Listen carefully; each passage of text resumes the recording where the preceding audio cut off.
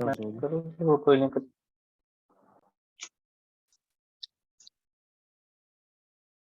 कौन कर रहा है? करिए। ओम अज्ञानं तिमिरन्धस्य ज्ञानाञ्जनशलाकया चक्षुरुन्मीलितं येन तस्मै श्रीगुरुवे नमः। नमो विष्णुपदाय कृष्णपृष्ठाय भूतले श्रीमते भक्तिवेदान्त स्वामिनिति नामिने। नमस्ते सरस्वती देवे गौरवाणी प्रचारिणे निर्विशेष शून्यवादी पाश्चात्य देशे तारिणे।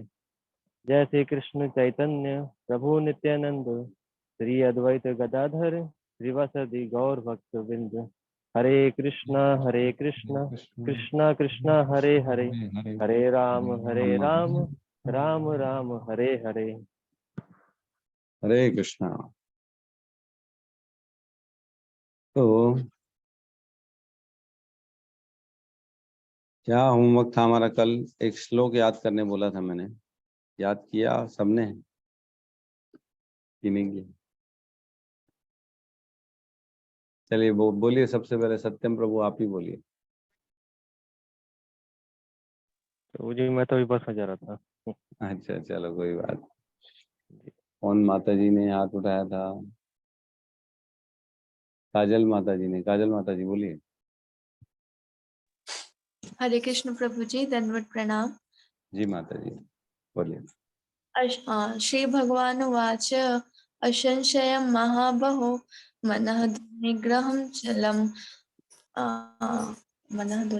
चलम् अभ्यासेन तु कौन्तेय वैराग्येण च गृह्यते। बहुत बढ़िया, सुंदर। बोलिए गौतम प्रभु। हरे कृष्ण प्रभु जी, दंडवत प्रणाम। धन्यवाद प्रणाम माता जी। याद किए क्या माता जी लोग? नहीं मत प्रभु जी। याद ठीक है। करने की कोशिश किया, नहीं हो पाता उतना। भेजे अच्छा से वो बाहर हो जा रहा है। कोई बात नहीं करो। ठीक। सुना मैंने 2-3 बार, वो आपने बोला था जो, वो भी सुना। मतलब उसमें तो देर में बोला था लाइन लाइन, पर याद नहीं हो पाया प्रभु जी।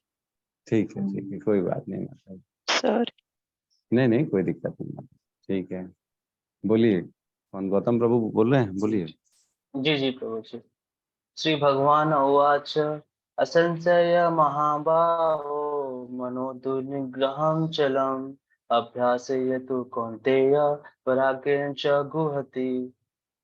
अनुवाद भी बताओ गृहते। प्रभु जी। नहीं। गृह्यते। गृहते।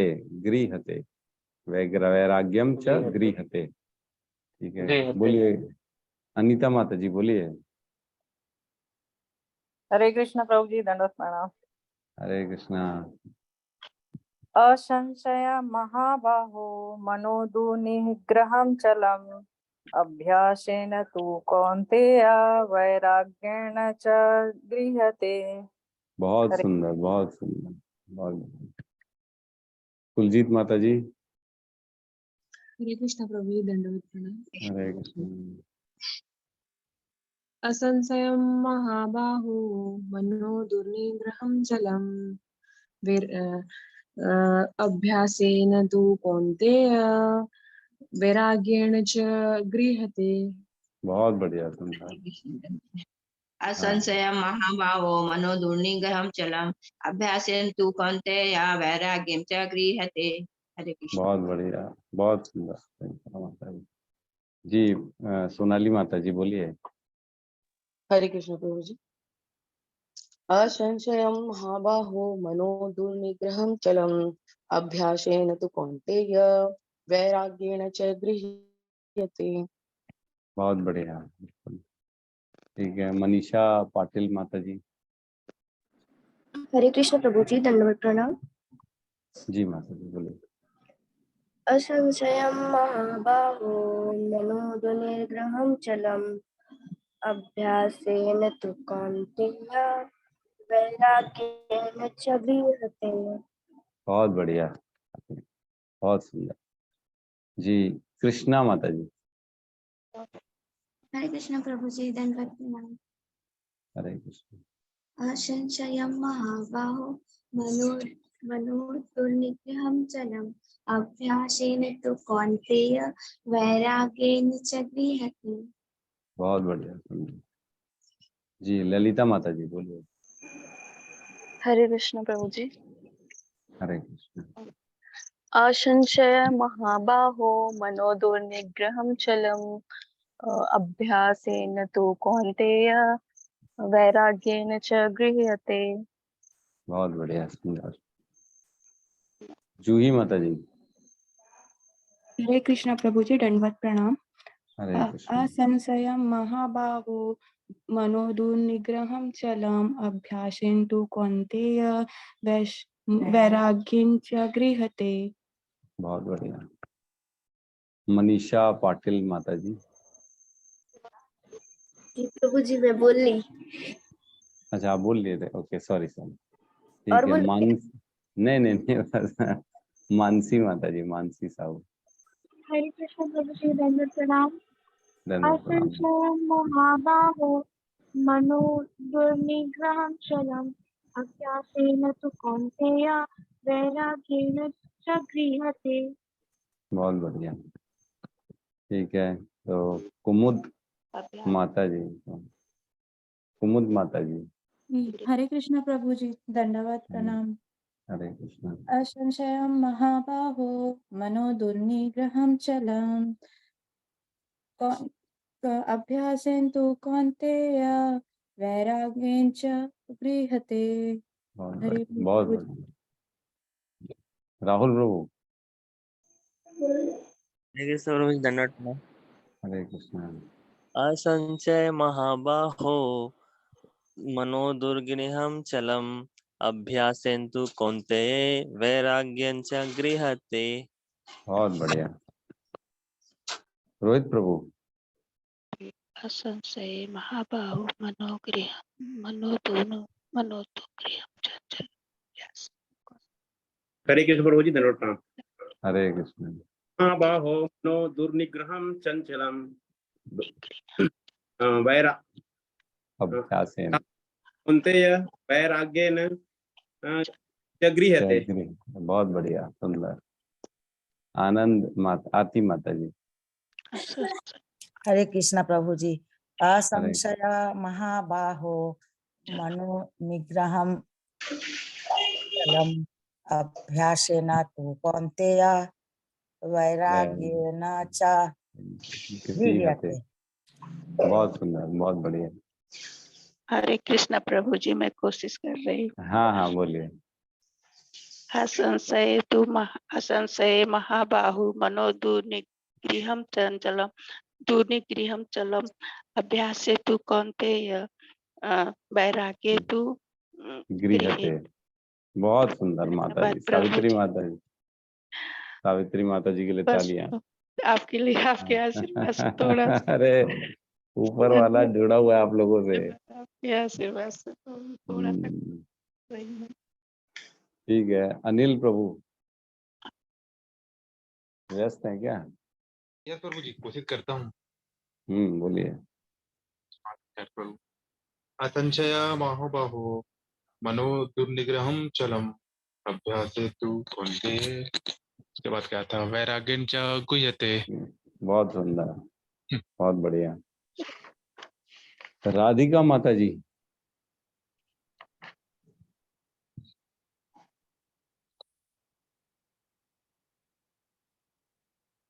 राधिका माता जी सुनती नहीं है क्या आजकल? क्या बात है? ठीक है। अमृत प्रभु, आप ही बोलिए।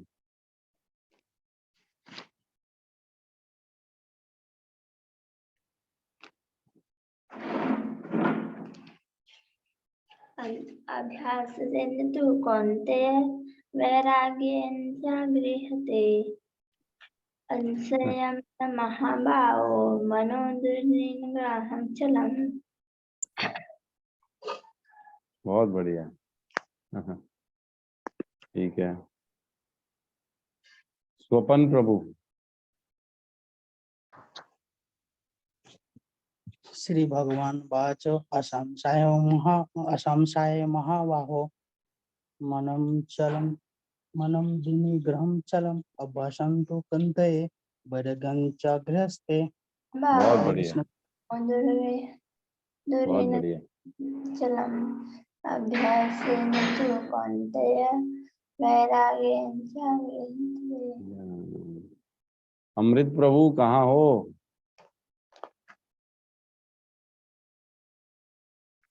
अमृत प्रभु लगता है इधर उधर प्रभु कहीं जी व्यस्त ट्राई हो। करता हूँ मैं। हाँ बोलिए। असंशय महाबाहो मनोदुर्ग निग्रम चलम कौन अभ्यासेन अभ्यास, तु कौन्तेय अभ्यासेन तु वै, कौन्तेय वैराग्य, वैराग्येन च गुह्यते। बहुत बढ़िया। तो सॉरी प्रभु तो जी, कल मैं होमवर्क कर नहीं पाया था, अभी भी याद किया ऑफिस में आके। हाँ ठीक है, कोई बात नहीं है। अटेंटिव रहना चाहिए क्लास में बस, कम से कम। तो ये श्लोक बहुत इम्पोर्टेंट है। ये श्लोक आपको रोज जो है ना अपने अंदर में याद रहना चाहिए। हर हर समय हमको अभ्यास करना है और वैराग्य करना है। किन चीजों का अभ्यास, किन चीजों का वैराग्य, हमने कल डिस्कस कर लिया था। और इसमें भगवान जो है ना अर्जुन को थोड़ा सा ऐसा कमेंट करता है, असंशय महाबाहो, मतलब तुम अपने आप को बहुत बलशाली समझते हो। बोलते हैं ना, क्या ताकत है तेरे पास, ये नहीं कर सकता, वो नहीं कर सकता। पहले कमेंट मारते अपने दोस्त को, अपन लोग करके दिखा, चल देखूं मैं, बड़ा बलवान बनता है, बड़ा ताकतवर बनता है। तो वैसे ही बोल रहा है, संशय महाबाहो, ठीक है। मनो दुर्निग्रहम चलम, मतलब मन ठीक है, मानता हूं तेरी बात, चंचल भी है और दुर्निग्रह है बहुत, लेकिन अभ्यासेन तु कौन्तुये। कौन्तुये क्यों बोलते हैं?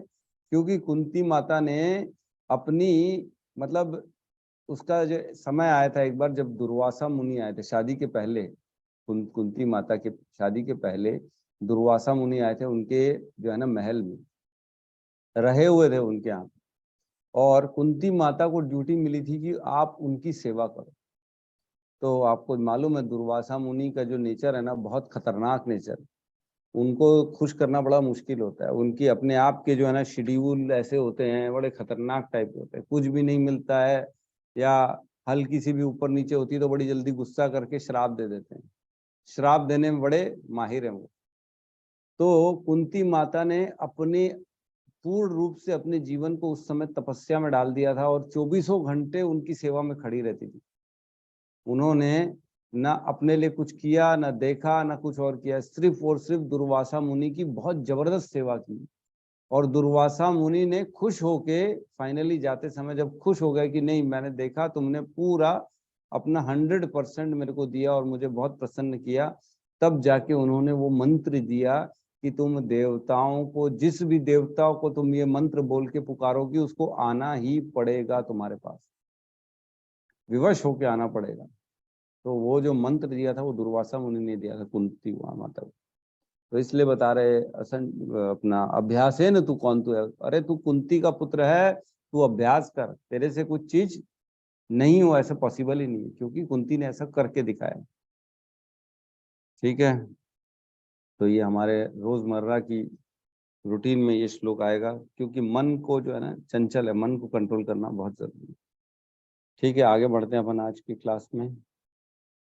किसी को कोई डाउट है या किसी ने दोबारा याद कर लिया श्लोक तो सुना सकता है।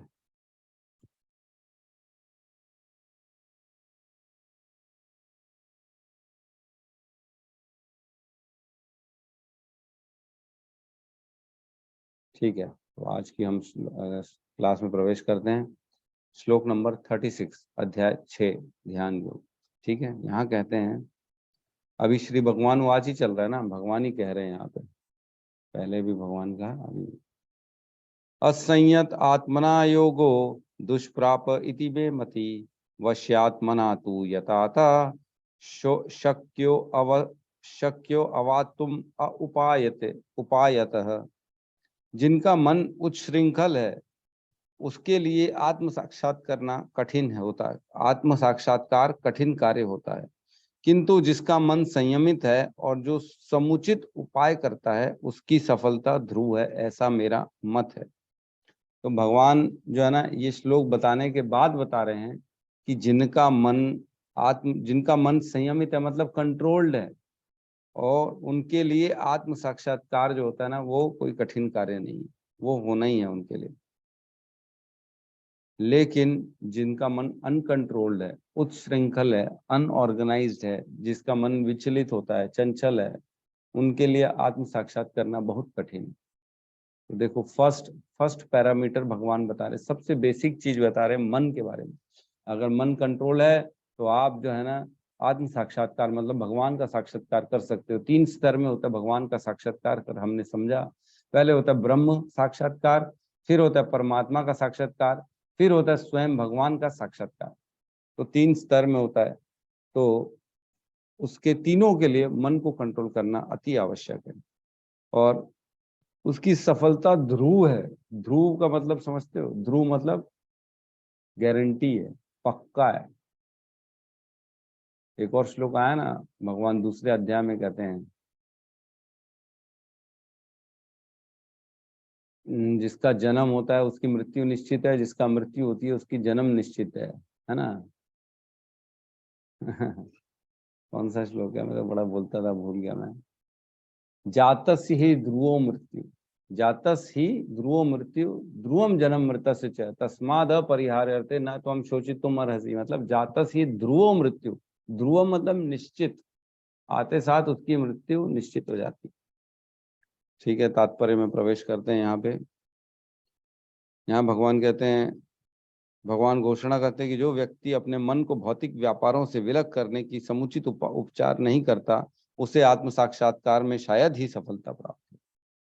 तो प्रभुपाद कहते हैं, अगर मन तुम्हारा भौतिक संसार में, इंद्रिय तृप्ति में, इंद्रिय विषयों में लगा रहेगा, तो आपका आत्म साक्षात्कार नॉट पॉसिबल एट ऑल। ठीक है, भौतिक भोगों में मन लगाकर योग का अभ्यास करना मानो अग्नि में जल डालकर उसे प्रज्वलित करने का प्रयास करना। मतलब अग्नि को जलाना तो चाहते हैं, लेकिन उसमें थोड़ा थोड़ा पानी डाल दे रहे हैं बीच में। मन कंट्रोल नहीं है तो मन इधर उधर भागेगा। मन इधर उधर भागेगा मतलब आग में पानी डाल रहे हो आप, लकड़ी में पानी डाल रहे हो, तो कैसे जलेगी अगली आग? नहीं जल पाएगी, फिर बिल्कुल ही नहीं हो पाएगा। मन का निग्रह किए बिना योगाभ्यास समय का अपव्यय है। बहुत इंपॉर्टेंट लाइन है, टाइम वेस्ट है, टाइम वेस्ट। अगर आपका मन कंट्रोल में नहीं है तो सब कुछ टाइम वेस्ट है, कोई मतलब नहीं करने का कुछ। ठीक है, योग का ऐसा प्रदर्शन भले ही भौतिक दृष्टि से लाभप्रद हो, किंतु जहां तक आत्म साक्षात्कार का प्रश्न है, ये सब व्यर्थ है। तो ये किसकी बात चल रही है?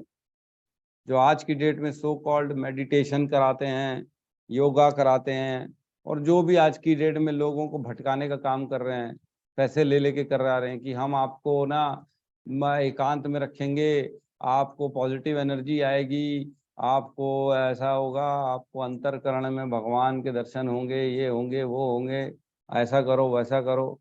वो समझा तो रहे हैं, लेकिन वो बेसिक चीज बता नहीं रहे कि मन तो तुम्हारा कंट्रोल में करो पहले।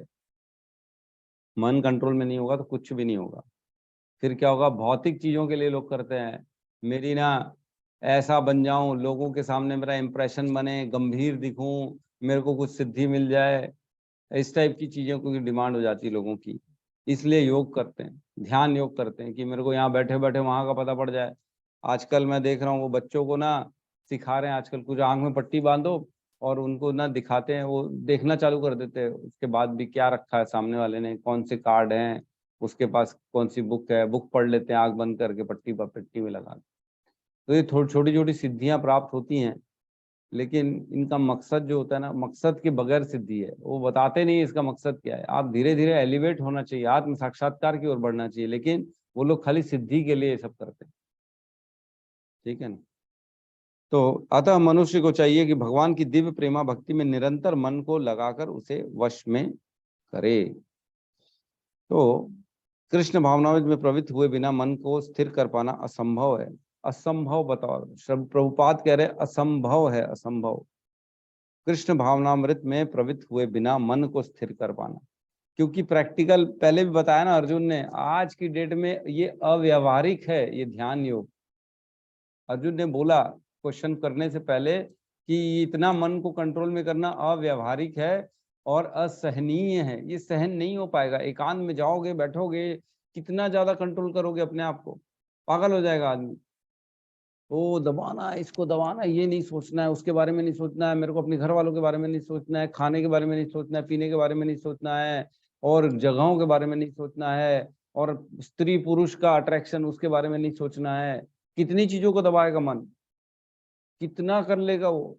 असहनीय है, अव्यवहारिक है मन को कंट्रोल में करना, क्योंकि ये कलयुग चल रहा है, कली काल है, कलयुग। तो एक चीज समझना पड़ेगा कि जो है ना, खाली दिमाग जो होता है ना, वो शैतान का घर होता है। तो अगर खाली रखेंगे तो शैतानी आएगी, कुछ ना कुछ नेगेटिव आज की डेट में इम्पैक्ट आता है उसका। तो हमको कृष्ण भावनामृत बनना है, हमारे को मन को कृष्ण के चरणों में लगाना, जो इच्छा है, जो खाना है, जो पीना है, वो सब कृष्ण को अर्पण कर दो। कृष्ण बेचारे इतने करुणावान है कि वो वापस आपको दे देते हैं अपना उसमें आशीर्वाद डाल के। तो क्या प्रॉब्लम है? कोई प्रॉब्लम नहीं। भगवान की शरणागति जाएंगे और सब चीज प्राप्त करेंगे, और वो भी भगवान की कृपा के साथ। ऐसा करेंगे, है ना। ये सिखाया हमको श्रील प्रभुपाद ने। अच्छा, वो पढ़े, सबने मैसेज पढ़े, जो एक मैसेज, इंपॉर्टेंट मैसेज था, है ना। तो कौन उसका सार बताएगा? अपने लैंग्वेज में बताओ क्या बोला है उसमें। हरे कृष्ण प्रभु जी। जी प्रभु जी, हरे कृष्ण। कल गौतम प्रभु ने जो मैसेज किया था उसके बारे में बता रहे हैं, मतलब हाँ मुझे हाँ हाँ। उन्होंने भेजा तो मैंने तुरंत पढ़ लिया, क्या फिर मैं भूल जाऊंगा, इससे अच्छा मैं तुरंत पढ़ लिया था। तो मैंने उसमें ये पढ़ा प्रभु जी, मतलब एक कपल था, हस्बैंड वाइफ। तो वो जो उनकी जो वाइफ थी वो किसी बीमारी से वो ग्रसित हो गई थी, और मृत्यु के 18-20 घंटे पहले सडनली वो राधा नाम को उच्चारण करते हैं। तो उनके जो पति एकदम शॉक्ड हो जाते हैं कि हालांकि उन्होंने भक्ति की थी लेकिन उतना सीरियसली उन्होंने नाम स्मरण नहीं किया था। तो अंतिम समय में वो राधा नाम को उच्चारण करती है, और अंतिम समय में वो राधा उच्चारण करती है, प्लस नहीं, उसके जो लेकिन ऐसा नहीं है कि वो उन्होंने सीरियसली नहीं की थी, भक्ति तो अच्छे से की थी उन्होंने, 40 साल भक्ति की थी उन्होंने। लिखा था कि 41 साल हो गए आपसे मिले हुए, हम आपसे मिल नहीं पाए हैं 41 साल से, और मेरी पार्टनर बनी हुई है मेरी वाइफ भक्ति में, दोनों मिल के भक्ति करते थे। जी। तो अंतिम समय में फिर उनके मुंह में वो तुलसी दल डालते हैं, फिर वो राधा नाम को उच्चारण करते करते वो मृत्यु को प्राप्त होती हैं। फिर मृत्यु के 7 दिन बाद ना उनकी जो वाइफ है वो उनके सपने में आती है, और वो एकदम स्ट्रिक्टली मतलब अपने पति को बोलती है कि जो प्रभुपाद ने जो हमको जो शिक्षाएं दी हैं, जो हमको निर्देशन दिए हैं, हमको स्ट्रिक्टली उसका पालन करना चाहिए। इसके अलावा जो प्रभुपाद के जो बुक्स है ना, वो हमको प्रॉपर गाइड करती हैं, तो इसलिए हमको प्रॉपर बुक्स पढ़नी चाहिए, उनके निर्देशों का पालन करना चाहिए। प्लस हमको डेली कम से कम 16 माला करना चाहिए, ताकि हम कृष्ण के पास पहुंच जाएंगे। उन्होंने अपने सपने में ये भी बताया, सपने में आकर, कि मैं अभी मतलब भगवान के धाम हूँ, गोलोक धाम, और अगर हम प्रभुपाद की बातों को, उनके निर्देशनों को अगर स्ट्रिक्टली से पालन करेंगे तो आप भी मतलब गोलोक को प्राप्त हो सकते हैं। ऐसा उन्होंने अपने हद बताया अपने। बिल्कुल बिल्कुल सही कहा प्रभु जी ने, तो एकदम सही कहा। इसमें अगर कुछ मिस हो रहा है तो कोई और बता सकता है, मेरे को तो ध्यान है, इतना सही बताया। कुछ छूटा है क्या इसमें किसी से? कोई ध्यान आ रहा है किसी को? नहीं। प्रभु जी 36 घंटे तक के साथ हरे नाम का जो है ना, खाना पीना त्याग करके वो हरे कृष्ण महामंत्र जाप कर रही थी। उसके बाद फिर अचानक जो है ना, फिर उनका जो है राधा नाम निकला उनके इसमें मुख से, मतलब हाँ, 36 घंटे तक, 3 दिन तक के था शायद, 1.5 दिन तक के लगातार हरे कृष्ण महामंत्र का जाप किया उन्होंने। सही। खास वो मैं मरने वाली हूँ ना, तो लगातार उनने सब खाना पीना त्याग करके हरे कृष्ण महामंत्र का ही बस जाप किया था उन्हें। सही सही कह रहे हैं, ये भी था उनके में कि आखिरी समय में जब उनको समझ में आ गया था कि मैं जाने वाली हूँ, तो उन्होंने फटाफट सिर्फ हरे कृष्ण महामंत्र का जाप चालू किया, 36 घंटे तक लगातार किया। फिर शायद थोड़ी देर के लिए बेहोश हो गई कि सो गई थी, तो अचानक उनके मुंह से राधा राधा निकलने लगा नाम। जब उनके पति ये देख के हैरान हो गए कि ऐसी स्थिति में कैसे उसके मुख से राधा राधा निकल रहा, तो बिल्कुल सही, उसने महामंत्र का जाप किया। अंत समय आ गया था उन लोगों का, और भक्ति करते थे। 41 साल हो गई थी उनको भक्ति करते करते, और पूर्ण रूप से शरणागति थी श्रील प्रभुपाद की। दोनों हस्बैंड वाइफ मिलके करते थे। ऐसा नहीं था कि कहीं वहां पे वो कोई बेस था, कुछ और था, खाली दोनों भक्त थे और कुछ नहीं था मेरे ख्याल से। कोई बहुत ज्यादा उनको गाइडेंस नहीं मिल रहा था, कोई हमारे जैसा डेली सुबेरे भगवत गीता की क्लास नेट पे और किसी यूट्यूब चैनल उस समय नहीं थे ये सब। ये पुरानी बात है क्या, अभी की बात है? ये तो 2023 की बात है, 2020 की बात है। हाँ 2020 की बात है, शायद 2-3 साल पुरानी तो बात है। प्रभुपाद जी से मिलने के बाद 41 साल हो गया बोले थे ना, तो शायद 76 के आसपास मिले होंगे तो नहीं हाँ हाँ पहले नहीं 2020 की है वो मैसेज की, 2020 में वो उसका जो है ना भगवत धाम को गई है वो माता जी, अभी की बात है, 3 साल पुरानी बात है वो। राइट। तो उनकी मतलब मानसिक रूप से उनका जो है ना संग हमेशा उन्होंने लिया शील प्रभुपाद का, ऐसा था। एक बार दोबारा पढ़ लेना, मेरे को ध्यान है 2020 की कहानी है। तो बहुत 2022 लिखा हुआ है। 2022 लिखा हुआ है, मतलब पिछले साल की बात है। समय का क्या लिखा है आपने? सत्यम प्रभु लिख रहे हैं, समय का सही जगह यूटिलाइज किया लास्ट मोमेंट पे, जो हम सभी को भी करना चाहिए, इससे मुझे ये सीखने को मिला। तो देखो अंत समय में जो है ना भगवान का उच्चारण मुख से हो ना हो ये तो कोई जानता नहीं। एक कविता में पहले भी 1-2 बार पढ़ चुका हूँ, वो फिर से पढ़ के सुनाता हूँ। बहुत अच्छी कविता लगती है मेरे को वो। हाँ, क्षण भंगुर जीवन की कलिका, कल प्रातः जाने खिले न खिले। मतलब ये जो फूल है ना, जीवन का फूल, ये क्षण भर का है। फूल कितनी देर का होता है? हम देखते हैं एक जो रोज का फूल है उसकी जो है ना लाइफ 2 दिन 3 दिन, और एक गेंदे का फूल उसका 3 दिन 4 दिन, और कोई फूल होता है तो उसकी 1 दिन, ऐसी लाइफ होती है फूल की, उससे ज्यादा होता नहीं।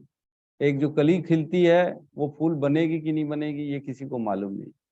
तो वही लिखा है, क्षण भंगुर जीवन की कलिका, मतलब कली जो है जीवन की कलिका, कल प्रातः जाने खिले न खिले। तो कल पता नहीं खिलेगी कि नहीं खिलेगी, मुरझा जाएगी, कोई तोड़ देगा, कोई ले जाएगा, पता नहीं खिलेगी कि नहीं। मलयाचल की सुंदर लहर, सुगंध समीर चले न चले। तो जो हवाएं चलती है ना बड़ी सुंदर, एक मलयाचल की बोलते हैं, वो हवा बड़ी सुंदर चलती है, सुगंधित, वहां से फूलों की खुशबू आती है। वो हमेशा थोड़ी चलती है, लेकिन कभी कभी ऐसी हवाएं, ऐसी जोरदार बढ़िया भीनी भीनी खुशबू वाली हवाएं आती हैं। तो मलयाचल की सुंदर लहर, सुगंध समीर चले न चले, कली काल काठुर लिए फिरता। मतलब कली काल जो होता है ना, कलयुग का जो कली है, जो मेन जो काल के रूप में आता है हमसे प्राण लेने के लिए, यमराज के जो दूत हैं, कली काल काठुर लिए फिरता, मतलब कुल्हाड़ी लिए हुए घूम रहा है वो। और तन कोमल चोट झिले न झिले, हमारा तन बड़ा कोमल है, वो उस चोट को झेल पाएगा कि नहीं झेल पाएगा, मृत्यु हो जाएगी, कभी भी मृत्यु हो जाएगी। छोटी छोटी चोटों में आदमी की मृत्यु हो जाती, देखते हैं बड़े से बड़े एक्सीडेंट में लोग बच जाते हैं और छोटे से छोटे एक्सीडेंट में मर जाते, समझ में नहीं आता। तो कली काल काठुर लिए फिरता, तन कोमल चोट मिले झिले न झिले, रट ले जीवा तू कृष्ण का नाम, रट ले तू जीवा कृष्ण का नाम, अंत समय में चले न चले। तो बड़ी सुंदर कविता ये कि अंत समय में चले न चले, भगवान ही जाने चलेगा कि नहीं चलेगा। किसी का पैरालिसिस हो जाता है, बोलने में असक्षम हो जाता है ना, कफ वात पित्त सब भर जाता है कंठ के अंदर, जीव मुख से नाम नहीं निकलता है, जो बोलना चाहते कुछ नहीं निकलता, दिमाग काम नहीं करता लोगों का, और वेंटिलेटर लगा देते, इतने सारे पाइप लगा देते, क्या बोलेगा आदमी, कुछ नहीं बोल पाता आदमी। तो अंत काल जो होता है ना बड़ा खतरनाक होता है, डर लगता है उस समय, बहुत डर लगता है लोगों को, मृत्यु का डर। महान जो है ना, एक श्लोक आता है, नेह अभिकम नाश्वस्ति प्रत्यवायो न विद्यते सुअल्पमस्य धर्मस्य त्रायते महतो भयात। मतलब महान भय से रक्षा करता है कौन? सुअल्पमस्य धर्म से, थोड़ा सा भी धर्म का काम। तो भगवान का नाम जो है ना, ये अंत काल में हमारे बड़े काम आएगा। लेकिन चलेगी कि नहीं चलेगी हमारी क्या जाने, जबान हिलेगी कि ना हिलेगी क्या मालूम, अंत काल में क्या होने वाला है, किसका अंत कैसे होगा। फट से एक्सीडेंट होता है लोगों का और सेकंड मोमेंट में खत्म, कुछ नहीं बचता। तो हमारे को जो है ना हर सांस में भगवान का नाम लेना चाहिए। लिखते हैं, एक और श्लोक आता है, प्रति श्वासो,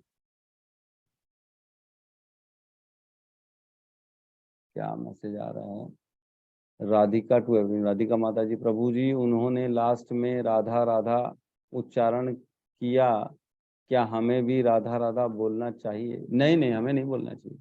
हम तो राधा बोलते ही है ना, हरे का मतलब राधा ही होता है, हरे कृष्ण मतलब राधा कृष्ण, तो हम तो बोल ही रहे हैं, तो राधा बोलने की कोई आवश्यकता नहीं है।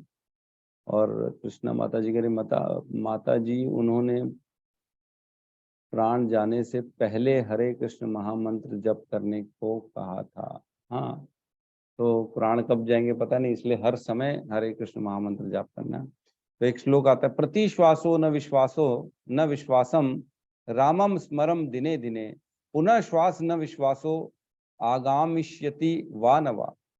हर सांस में हम विश्वास युक्त राम नाम लेना चाहिए, विश्वास के साथ हर सांस में राम का नाम लेना चाहिए। कोई विश्वास ही नहीं है कि दोबारा सांस मिलेगी कि ना मिलेगी, है ना। पुनः श्वास न विश्वास हो, पुनः दोबारा दूसरी सांस आएगी कि नहीं आएगी इसका कोई भरोसा नहीं, इसलिए इसी सांस में विश्वास के साथ राम का नाम ले लो, ये कहा गया श्लोक में। तो बहुत जरूरी है हमको भगवान का नाम लेना, हर समय भगवान का नाम चिंतन में रहना चाहिए। ऐसा नहीं कि काम धंधा छोड़ के खाली महामंत्र बैठे एक कोने में और बोले नहीं नहीं मैं कुछ काम नहीं करूंगा, मैं खाली माला करूंगा। ऐसा नहीं, सब करना है, लेकिन अंतरकरण में भगवान का नाम चलते रहना, ठीक है। तो बहुत जरूरी है ये भगवान का नाम हर समय में, क्योंकि जो हमारी मेन हमारा टारगेट है जीवन का, ये है कि हमारे को भव बंधन से निकलना। हमारे को ये बार बार जेल में आना है क्या?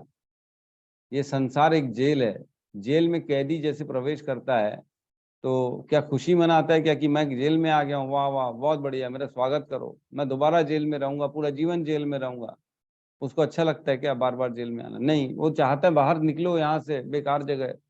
वैसे ही हम भी संसार में फंसे हुए हैं, जन्म मृत्यु के चक्र में फंसे हुए हैं, कभी ये योनि कभी वो योनि, कभी एक कपड़ा पहनते हैं मनुष्य का, कभी दूसरा कपड़ा पहनते हैं कुत्ते का, कभी तीसरा कपड़ा पहनते हैं जो है ना इसका सुअर का, कभी मेंढक का, कभी किसका। ये कपड़ा बदल रहे रोज के रोज, रह रहे हैं लेकिन जेल में, निकलना नहीं है क्या?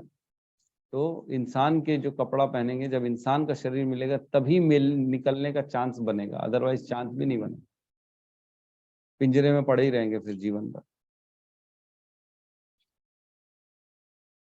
ठीक है।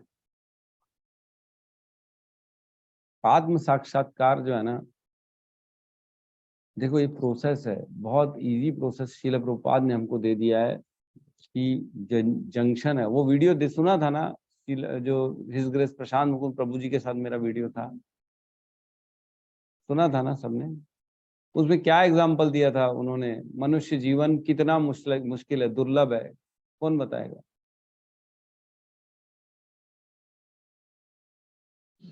हरे कृष्ण प्रभु जी।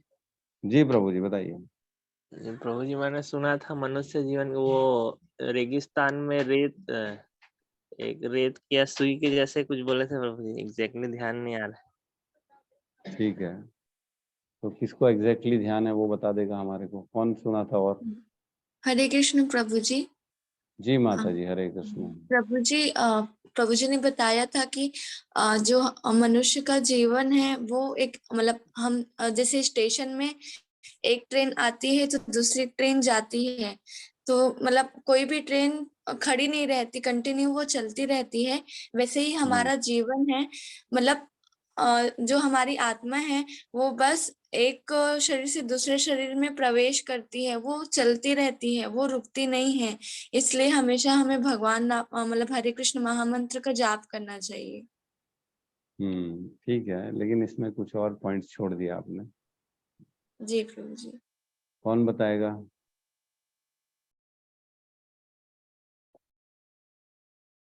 अरे आप लोगों को बोला था मैंने देखना वीडियो अच्छे से, किसी ने नहीं देखा क्या? सोनाली माता जी आपने देखा था? देखी थी प्रभु जी, भूल गई लेकिन। याद है? याद नहीं है? रूपाली माता जी की आज आवाज ही नहीं आ रही वैसे बहुत आती है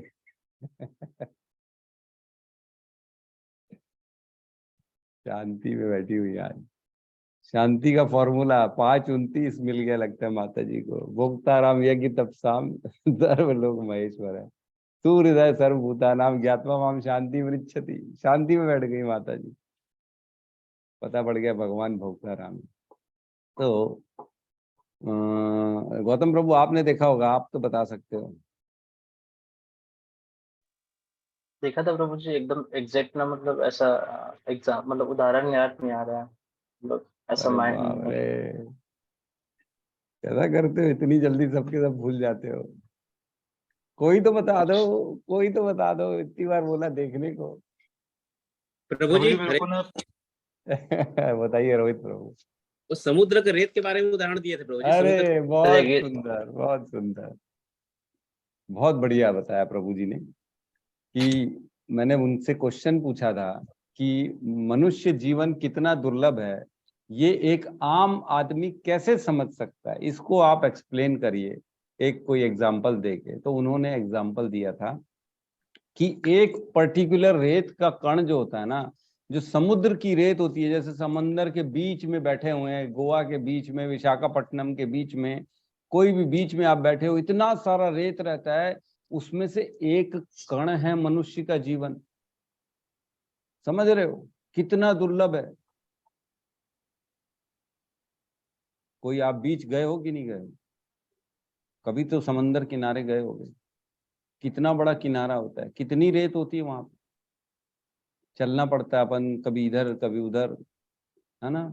आज खोल के देखना किसी का वीडियो, गोवा के बीच का, विशाखापट्टनम के बीच का, और कौन सा, चेन्नई में भी बीच है, और रामेश्वरम में भी बीच है। समंदर का किनारा मतलब जिसको बीच बोलते हैं, जहाँ पे रेत होती है, उन रेत को देखना, उन रेत में से एक कण है मनुष्य का जीवन। इतनी सारी रेत में से वो दोबारा मिलेगा क्या? एक बार अगर निकल गया हाथ से तो क्या मिलेगा?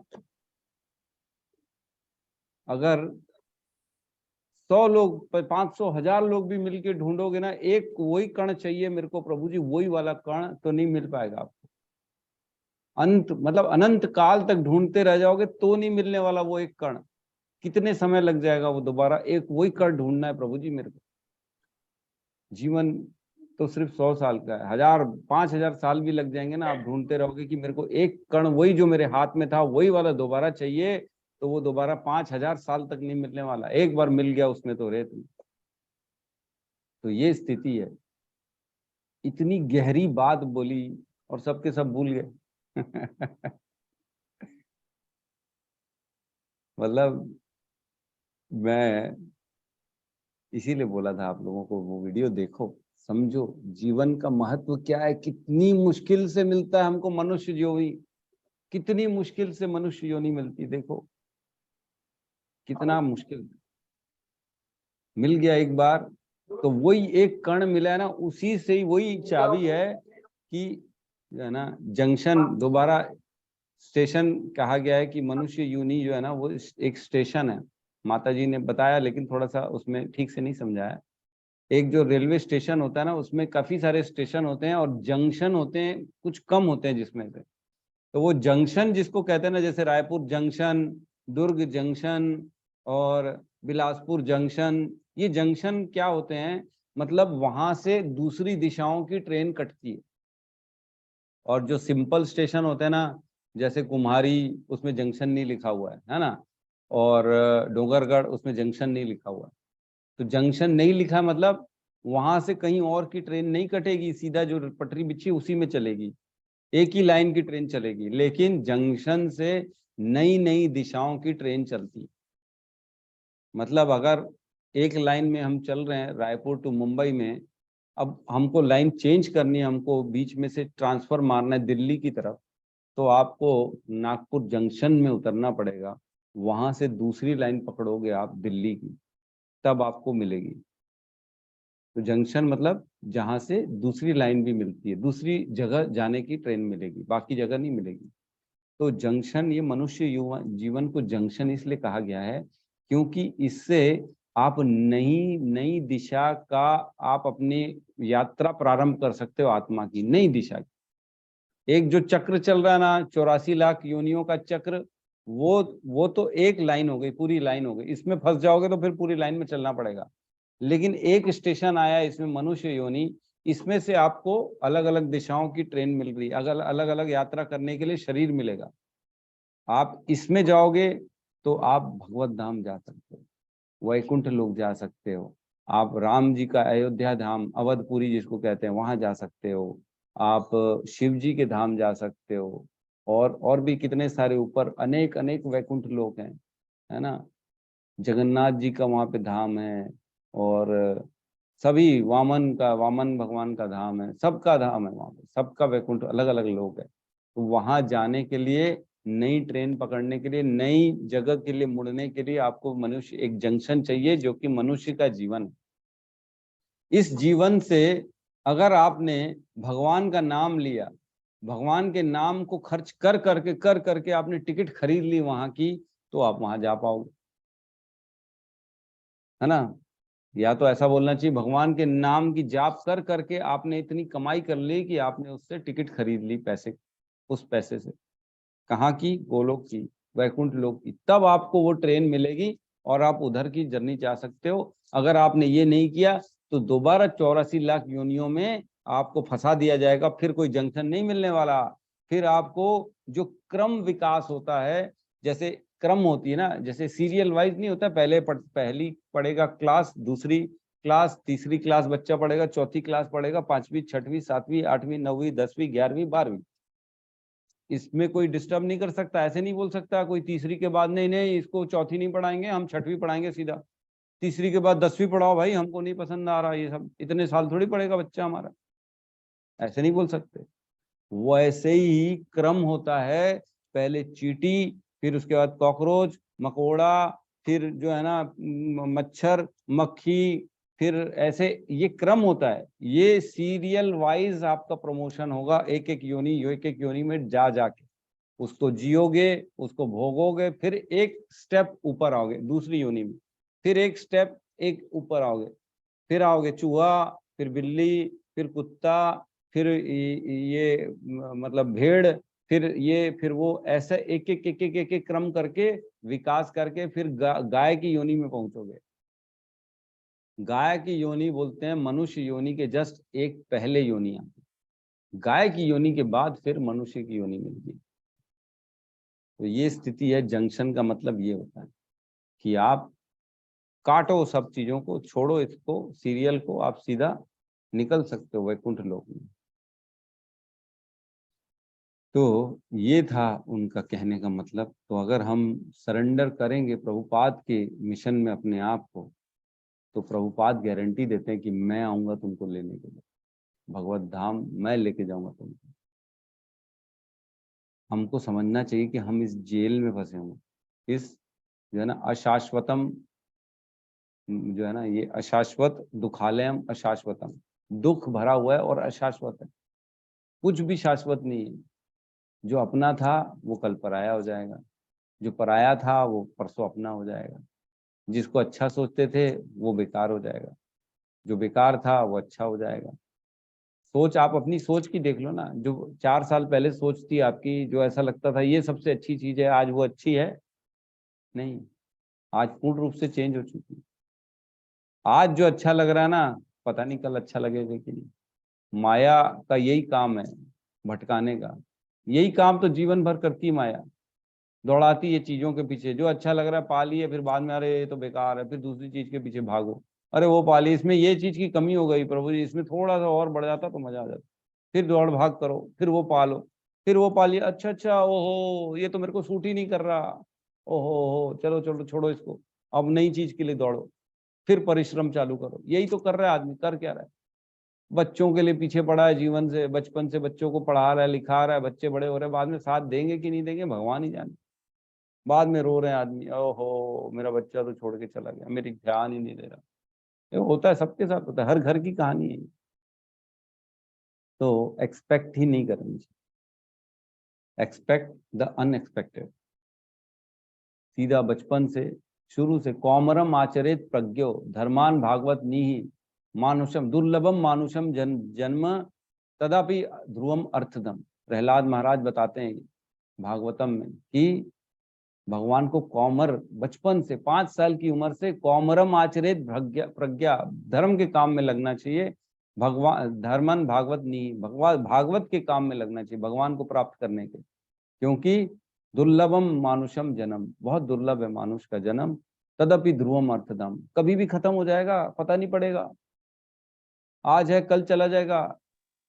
लेकिन जो चीज मिली है ना, इससे प्राप्त हो सकता है। मनुष्य जीवन से हमारे को अल्टीमेट हमारा टारगेट मिल सकता है, भगवत धाम की प्राप्ति, निकल सकते हैं इस चुंगल से बाहर। समय का सदुपयोग करना बहुत जरूरी है। समय एक एक समय बड़ा कीमती है, फूक फूक के कदम रखना है, वेस्ट नहीं करना है अपने समय को, लगाना है भगवान के काम में लगाना। अगर इधर उधर का सोचेंगे फंस जाएंगे उसमें, इंद्रियां फंस जाएंगी, मन फंस जाएगा उसमें, फिर दोबारा वही जीवन मिल जाएगा हमारे।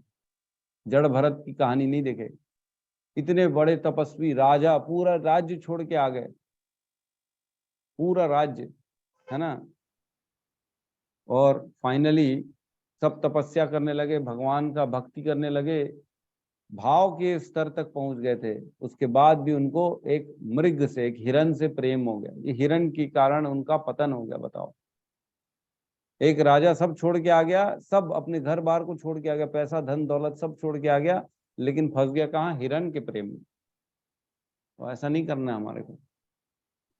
यही सब तो शिक्षा देते हैं हमारे को भागवतम, भगवत गीता। करना क्या जीवन, किसके लिए समय का यूज करना है, कहाँ हमारे को अपना समय लगाना चाहिए। ठीक है, किसी का कोई प्रश्न है या डाउट है तो हम ले सकते हैं। हरे कृष्ण प्रभु जी, दंडवत प्रणाम। प्रभु जी, थोड़ा संशय है, नहीं जिज्ञासा है, कुछ मालूम नहीं है। कल डाला था सतयुग में दया और त्रेता युग में धर्म और द्वापर में तपस्या और कलयुग में सत्य। तो आजकल कहाँ सत्य था, उसका थोड़ा सा मेरे को निवारण करिए। देखिए, ऐसा है कि सत्य जो है ना, ऐसा नहीं कि सबको उसका आभास हो। कलयुग के आज के प्राणियों में सबको आभास हो कि सबको ये निश्चित करे कि मैंने तो देखा है कि सत्य है, ऐसा जरूरी नहीं। आपको नहीं मिला तो ऐसा नहीं कि नहीं है, क्योंकि हमारे आचार्य कहते हैं इसलिए है तो है। हम भी इसमें ऐसा क्लेम नहीं करते कि मैंने भी देखा है सत्य है, लेकिन है तो है, कुछ तो है सत्य, आंशिक रूप से है, एकदम झूठ की कहानी नहीं है, लेकिन सत्य है। तो इसका कोई प्रूफ तो नहीं है, एग्जैक्टली बोलेंगे तो कोई मेरे पास इसका ये नहीं है। बस ये है कि हमारे वाणी है गुरुओं की सत्यता बोलते हैं बची हुई है, और ये भी धीरे धीरे खत्म हो रहा है, ऐसा नहीं कि नहीं। वो ये भी बोल रहे हैं कि खत्म होना चालू हो गया है धीरे धीरे। अब जैसे जैसे समय बढ़ेगा आगे तो जीरो हो जाएगा आगे चल के। जी प्रभु जी, मेरे को समझ में नहीं आया, शॉर्टकट में खाली इतना दया धर्म तपस्या, तो मैंने बोला सतयुग में तो दया था, कलयुग के द्वापर, तो वही मैं बोला सतयुग कलयुग में तो सत्य कोई आजकल सत्यता पर टीका ही नहीं है बहुत, जहाँ तक है थोड़ा, इसलिए मैंने आपको लोगों इतना झूठ बोलते हैं, इतना झूठ बोलते हैं, जी प्रभु छोटी छोटी बात पे झूठ बोल देते हैं। वो समझते नहीं है कि इसका इफेक्ट कितना खतरनाक है। एक एक झूठ बोलने का आपको भोगना पड़ेगा, उसका कर्म बंधन लग गया है और आपको भोगना पड़ेगा। लोग समझते नहीं, छोटी छोटी बातों पे झूठ बोल देते हैं। कुछ हुआ नहीं कि झूठ बोल दो। जी गौतम प्रभु कुछ कहना चाहते हैं?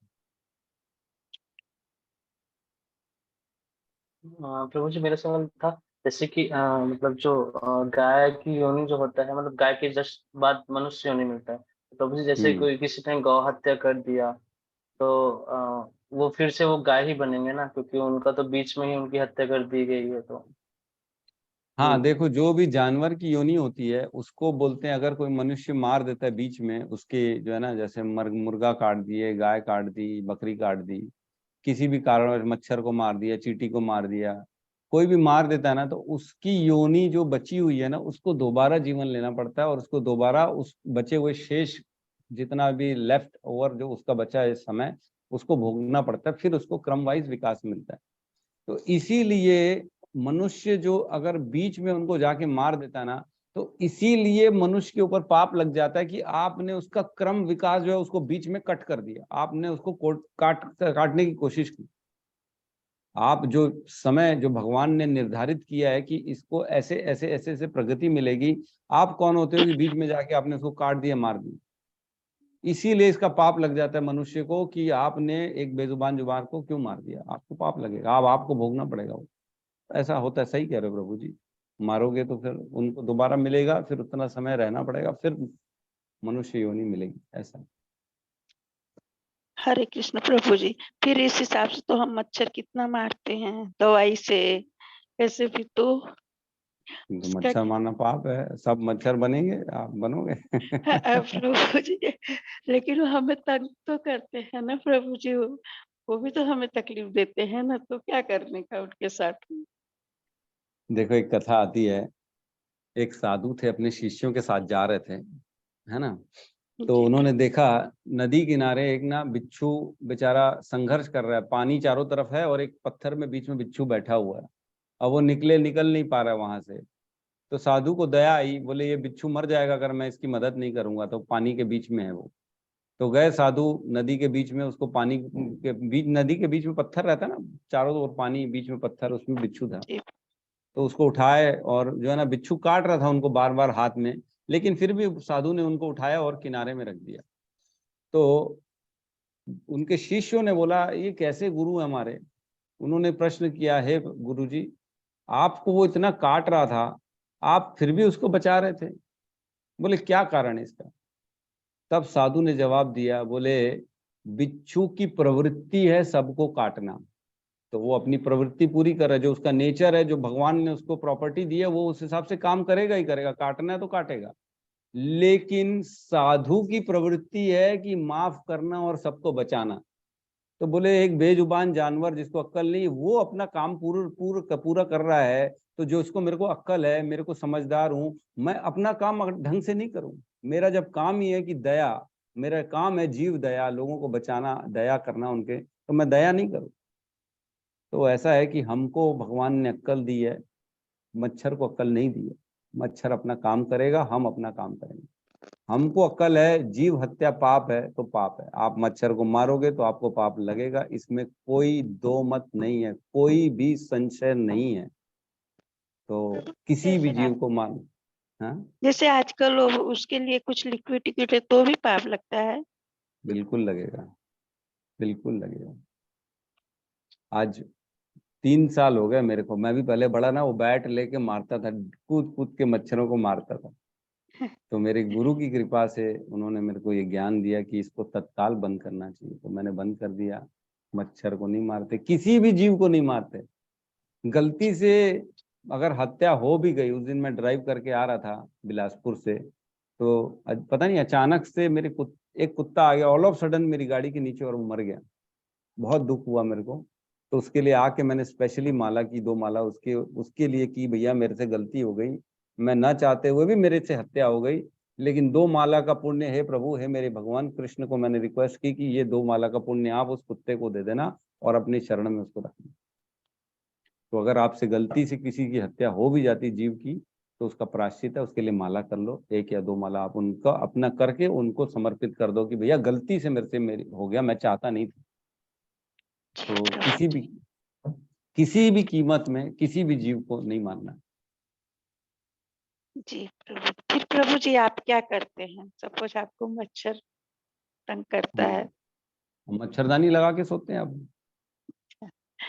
जी प्रभु जी, थैंक यू प्रभु जी, धन्यवाद, दंडवत प्रणाम। ठीक है, तो क्लोज करें यहाँ का आज का सेशन।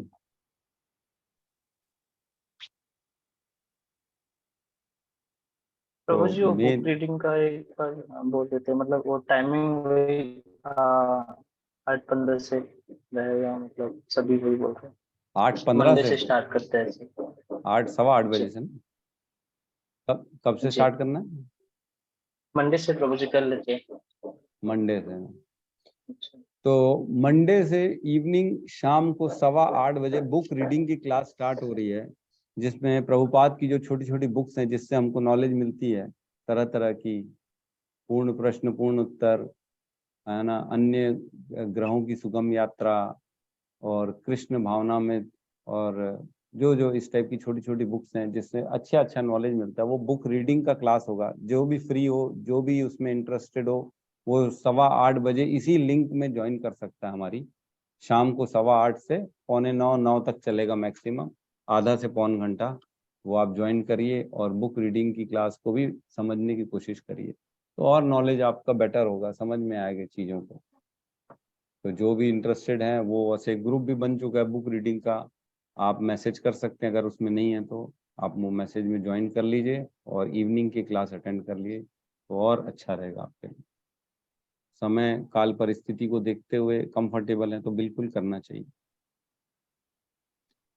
इस लिंक में रिकॉर्डिंग भी हो सकती है क्या? बुक रीडिंग की रिकॉर्डिंग की जरूरत नहीं है मेरे ख्याल से, क्यों प्रभु जी, गौतम प्रभु? नहीं नहीं प्रभु जी, उसमें कोई रिकॉर्डिंग, वो तो बुक है ना, आप बार बार खोल के पढ़ सकते हो, उसको क्या रिकॉर्ड करोगे? ठीक है। हमारे सत्यम प्रभु मैसेज डाल रहे हैं कि अभ्यास करते करते अब मैं भी मच्छर को नहीं मारता हूँ। तो कुछ समय पहले तक इनका भी डाउट था और ये भी मारते थे। क्यों सत्यम प्रभु, बताइए अपना रियलाइजेशन। आप भी पहले मारते थे, फिर हमारी क्लास ज्वाइन की, हमारी क्लास में समझ में आया आपको, उसके बाद आपने बंद कर दिया। अटक गए क्या? ठीक है, चलिए कल इनका रियलाइजेशन ले लेंगे। ठीक है, तो हम आज की सेशन को क्लोज करते हैं। सब मिलके हरे कृष्ण का महामंत्र का जाप कर लेते हैं। हरे कृष्णा कृष्णा कृष्णा कृष्णा हरे हरे, हरे राम राम राम हरे हरे। राम राम राम हरे हरे। सभी भक्त वृंद की जय। जय जगत गुरु शील प्रभुपाद की जय। जय। निताई गौर प्रेमानंदे हरि हरि बोल।